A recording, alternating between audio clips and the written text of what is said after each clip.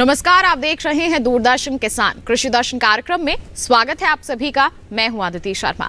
किसान भाइयों बहनों, हमारे इस कार्यक्रम के जरिए कुछ अहम जानकारियां हम आप तक पहुंचाते हैं। आज भी तीनों सेगमेंट्स विज्ञान और किसान, कृषि स्टार्टअप और फार्मिंग इंडिया के जरिए कुछ खास जानकारियां हम आपके लिए लेकर आए हैं। सबसे पहले आपको बताएंगे हम कृषि विकास में कृषि विस्तार की भूमिका के बारे में, फिर मुलाकात करवाएंगे हमारी सफल महिला किसान राधिका बरादास से, और फिर बात होगी पशुपालन संबंधी योजनाओं और ई गोपाला ऐप की। तो फिर आइए आज के अंक की शुरुआत करते हैं।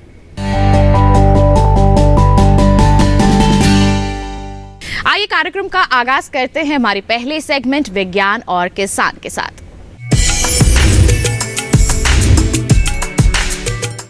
कृषि जगत की बात करें तो रोजाना इसमें नए नए शोध कार्य किए जा रहे हैं, नई तकनीकें इजाद की जा रही हैं, और इस दिशा में हमारे देश के जो कृषि वैज्ञानिक हैं, हमारे जो इंजीनियर्स हैं, वो लगातार कार्य कर रहे हैं। बता दें आपको कि अनुसंधान तो हो रहे हैं, लेकिन इनको किस तरह से किसानों तक पहुंचाया जा रहा है, इसके बारे में जानकारी होना भी बहुत जरूरी है। बता दें आपको कि कृषि विस्तार इसी क्षेत्र में कार्य कर रहा है। क्या कुछ खास हो रहा है, आइए जानते हैं।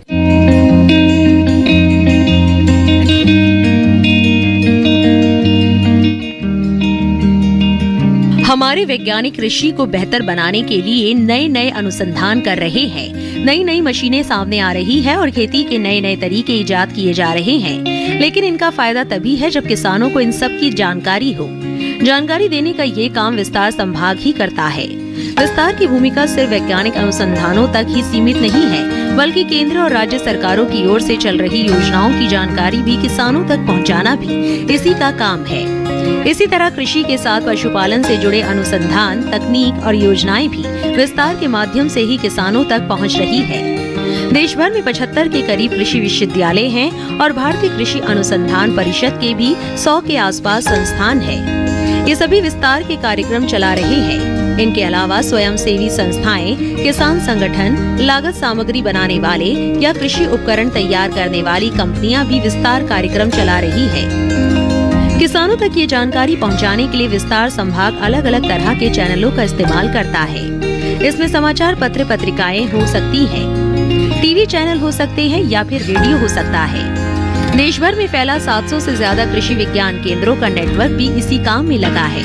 आत्मा योजना कृषि विस्तार का सबसे महत्वपूर्ण पहलू है। ये 29 राज्यों और 3 केंद्र शासित प्रदेशों के 6000 से ज्यादा ब्लॉकों और 700 के करीब जिलों तक फैला है, बल्कि इसकी पहुंच गांव स्तर तक है। जिला स्तर पर परियोजना निदेशक और उप निदेशक मौजूद रहते हैं। अगर किसानों को कोई जानकारी चाहिए तो ब्लॉक में कृषि अधिकारी से संपर्क कर सकता है। यहाँ पर पशुपालन और बागवानी विभाग के भी अधिकारी मिल जाएंगे। आप चाहे तो घर बैठे भी किसी योजना या नई तकनीक के बारे में जानकारी ले सकते हैं। बस आपको किसान कॉल सेंटर का टोल फ्री नंबर डायल करना है। ये नंबर है 1800-180-1551। विस्तार का काम सिर्फ योजना पहुंचाना ही नहीं है, किसानों को प्रशिक्षण देना, किसी तकनीक का प्रदर्शन करना, समूह बनाकर किसानों को भ्रमण पर ले जाना और सीड किट या उन्नत पौधे उपलब्ध कराना भी शामिल है। विस्तार ही प्रौद्योगिकी या उत्पादों का मूल्यांकन और उनका प्रदर्शन करता है और महिलाओं के लिए अनुकूल कृषि प्रौद्योगिकी के विकास में मददगार है। इसी के साथ कार्यक्रम में वक्त हो चला है एक छोटे से ब्रेक का।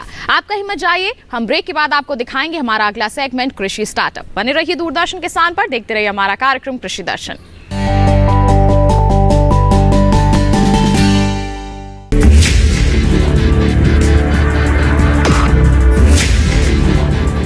भोजन, जल और शुद्ध वातावरण हमारे जीवन का मुख्य आधार है और कृषि इसका मूल स्तंभ। पिछले 60 वर्षों में विज्ञान आधारित कृषि का व्यापक प्रसार हुआ है। साथ ही कृत्रिम संसाधनों के बढ़ते प्रयोग से कृषि की सतत क्षमता पर चिंताएं बढ़ी हैं। प्रधानमंत्री श्री नरेंद्र मोदी जी के दूरदर्शी नेतृत्व के अंतर्गत रसायन मुक्त जैविक खेती एक महत्वपूर्ण प्रयास है। रसायन मुक्त जैविक खेती को बढ़ावा देने के लिए 5 वर्ष पूर्व सरकार ने परंपरागत कृषि विकास योजना तथा उत्तर पूर्व भारत में जैविक मूल्य श्रृंखला योजनाएं आरंभ की। ऑर्गेनिक फार्मिंग को देश भर में बढ़ावा देने के लिए सरकार अनेक प्रयास कर रही है। इसके लिए परंपरागत कृषि विकास योजना के तहत काम किया जा रहा है। न सिर्फ ऑर्गेनिक फार्मिंग को बल दिया जा रहा है, बल्कि उसके लिए वैल्यू एडिशन और मार्केट की व्यवस्था भी की जा रही है। भारत सरकार एवं किसानों के सम्मिलित प्रयासों से आज देश के लगभग 36 लाख किसान 38 लाख हेक्टेयर क्षेत्र में जैविक खेती कर रहे हैं। इसके अतिरिक्त हमारे देश के अनेक ऐसे क्षेत्र हैं जहां आज भी पारंपरिक जैविक खेती हो रही है। इन पारंपरिक जैविक क्षेत्रों को जैविक प्रमाणीकरण सुलभ कराने हेतु पीजीएस के अंतर्गत लार्ज एरिया सर्टिफिकेट का प्रावधान किया गया है। इस प्रक्रिया की विशिष्टता ये है कि इसमें प्रमाणीकरण मात्र 2 से 3 महीनों में हो जाता है, जबकि सामान्य परिस्थितियों में इसमें 2 से 3 वर्ष का समय लगता है। अंडमान निकोबार केंद्र शासित प्रदेश के कार निकोबार एवं नैन काउरी द्वीप समूह देश के सर्वप्रथम ऐसे प्रमाणीकृत जैविक क्षेत्र हैं। अभी हाल ही में संपूर्ण लक्षद्वीप को जैविक खेती के रूप में प्रमाणित किया गया है। वर्ष 2016 में सिक्किम राज्य पूर्ण जैविक कृषि राज्य के रूप में प्रमाणित हो चुका है। सुदूर उत्तर में हिमालय श्रृंखला के बीच स्थित लद्दाख ने भी पूर्ण जैविक के लक्ष्य की ओर बढ़ना शुरू कर दिया है। जैविक उत्पादों को बाजार सुलभ कराने तथा किसानों की उपभोक्ताओं तक पहुंच बनाने के लिए एक समर्पित जैविक खेती पोर्टल भी बनाया गया है। जैविक खेती पोर्टल के जानकारी मंच और विपणन मंच के माध्यम से किसानों को उच्च गुणवत्ता उत्पादन तथा बाजार उपलब्ध कराया जा रहा है। आशा है देश के सभी राज्य अपने जैविक क्षेत्रों का विस्तार करेंगे और देश में जैविक कृषि क्रांति को मजबूत करने में योगदान देंगे। जैविक उत्पादों की देश और विदेशों में बढ़ती मांग तथा जैविक उत्पादों का बढ़ता बाजार, किसानों की उपभोक्ताओं तक पहुंच तथा जैविक एफपीओ द्वारा जैविक कृषि व्यापार में भागीदारी हमारे किसानों को अपनी आय बढ़ाने का अवसर दे रहा है। पिछले 5 वर्षों में जैविक कृषि उत्पादों का निर्यात दोगुने से अधिक बढ़कर 7,000 करोड़ रुपए से अधिक का हो गया है और इसमें प्रतिवर्ष 20% से अधिक की वृद्धि हो रही है। उम्मीद है पारंपरिक क्षेत्र के किसान भी इस बढ़ते बाजार से लाभान्वित होंगे और जैविक कृषि आंदोलन को आगे बढ़ाएंगे। किसानों की मुस्कान समृद्ध हिंदुस्तान की है पहचान।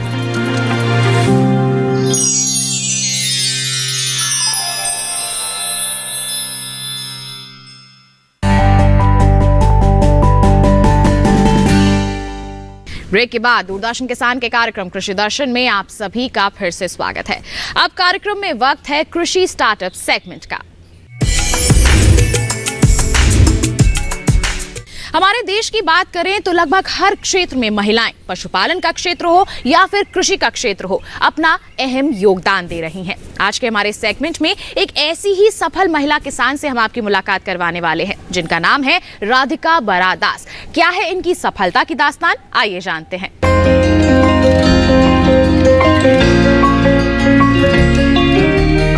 पूर्वी असम के एक प्रसिद्ध शहर शिवसागर की रहने वाली एक सफल महिला किसान है।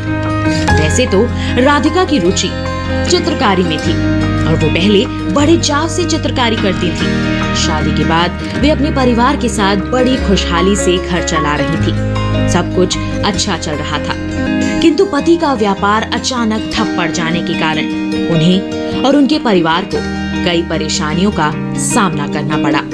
घर की जिम्मेदारियों को निभाने के लिए उन्होंने एक बकरी और कुछ मुर्गियां खरीदी और पशुपालन करने लगी।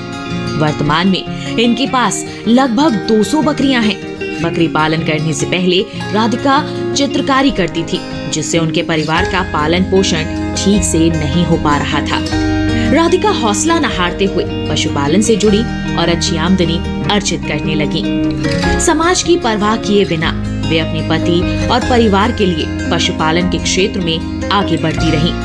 अपने फार्म में राधिका बड़ी ही कुशलता पूर्वक असम की स्थानीय नस्ल के साथ साथ वर्ण संकर प्रजाति की विटल और सिरोही जाति का पालन कर रही हैं। देखा जा रहा है कि स्थानीय प्रजाति की तुलना में विटल और सिरोही प्रजाति काफी कम समय में बड़े आकार की हो जाती हैं, जो कि व्यावसायिक रूप से अधिक लाभदायक होती है।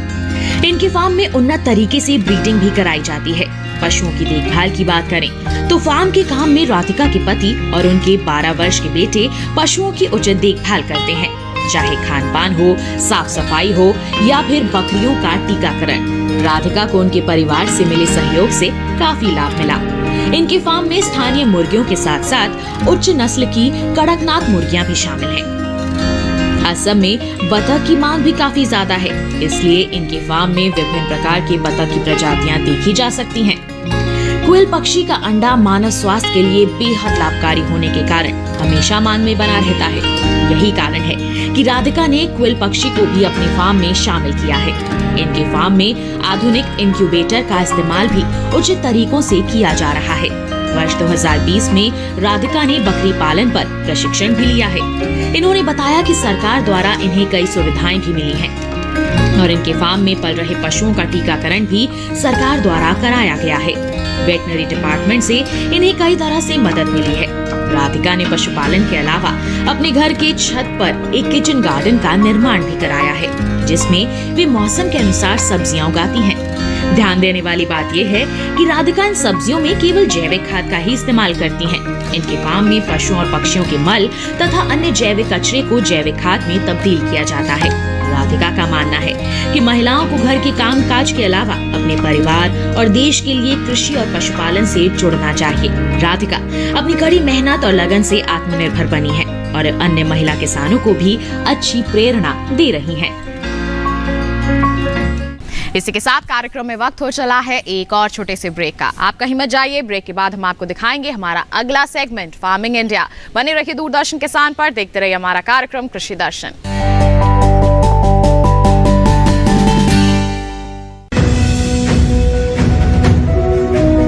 भारत सरकार का हर प्रयास किसानों को दे रहा है एक नई आस। देश के किसानों की खुशहाली और उन्हें आत्मनिर्भर बनाने के लिए भारत सरकार समर्पित है।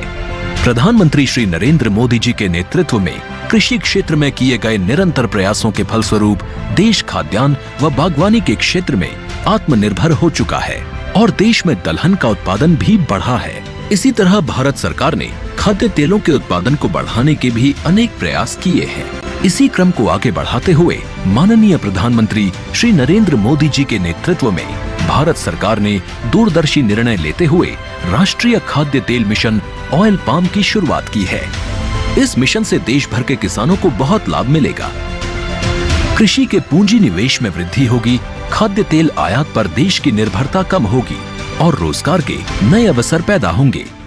खाने के तेल में आत्मनिर्भरता के लिए अब राष्ट्रीय खाद्य तेल मिशन ऑयल पाम का संकल्प लिया गया है।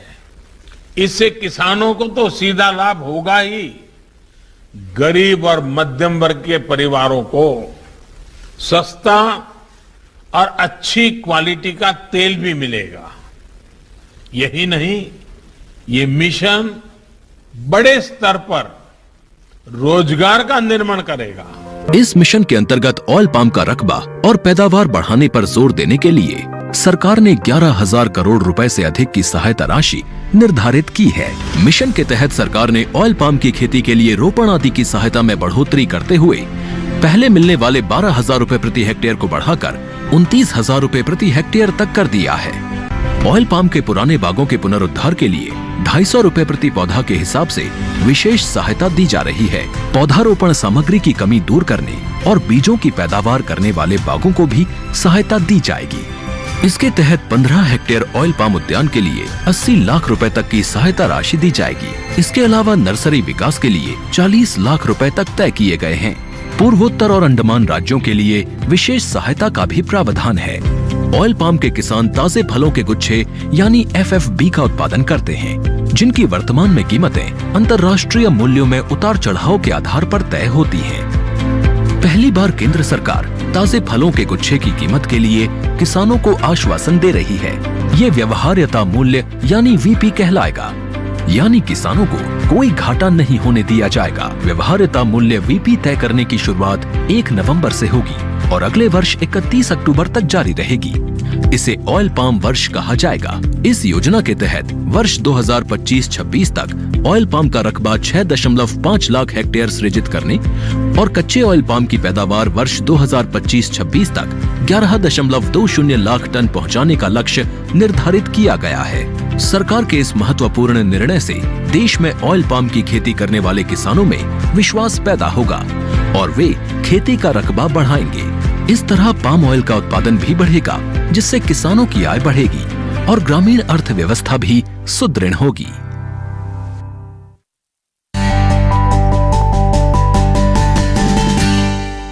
ब्रेक के बाद दूरदर्शन किसान के कार्यक्रम कृषि दर्शन में आप सभी का फिर से स्वागत है। अब कार्यक्रम में वक्त है फार्मिंग इंडिया सेगमेंट का, तो फिर आइए नजर डालते हैं हमारे सेगमेंट पर। हमारे देश में कृषि के क्षेत्र में तो बदलाव हो ही रहे हैं, साथ ही साथ पशुपालन के क्षेत्र में भी बदलाव हो, विकास हो, इसके लिए भी हमारे देश की सरकार निरंतर प्रयासरत है। कई तरह की योजनाएं इस दिशा में चलाई जा रही हैं। आइए इन योजनाओं के बारे में आपको जानकारी देते हैं।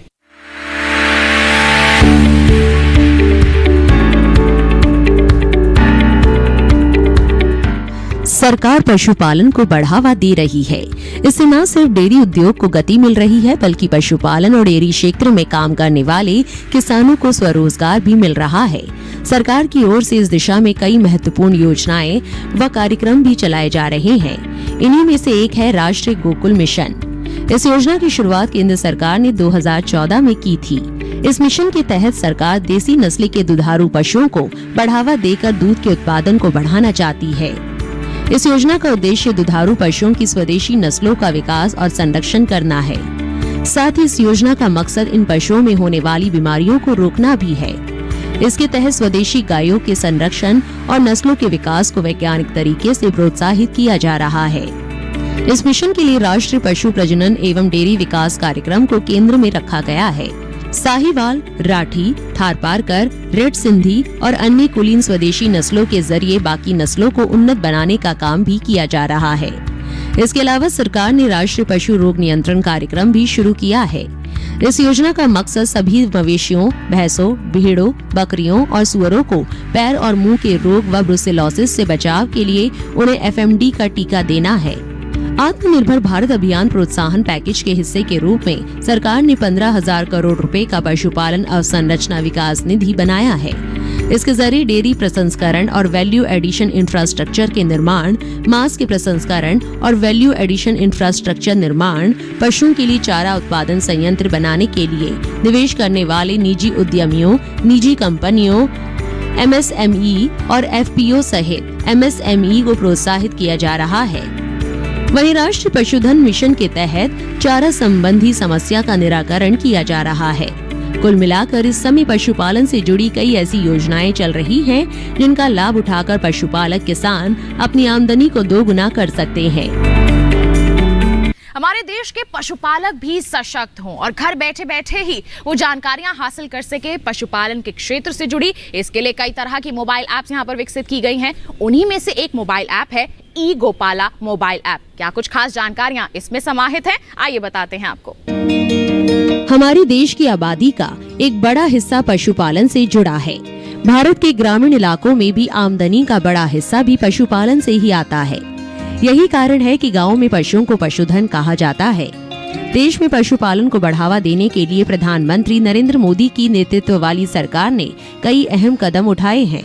इसी क्रम में पशुपालन से संबंधित योजनाओं की शुरुआत करते हुए पशुपालक किसानों के लिए ई-गोपाला ऐप भी लॉन्च किया गया।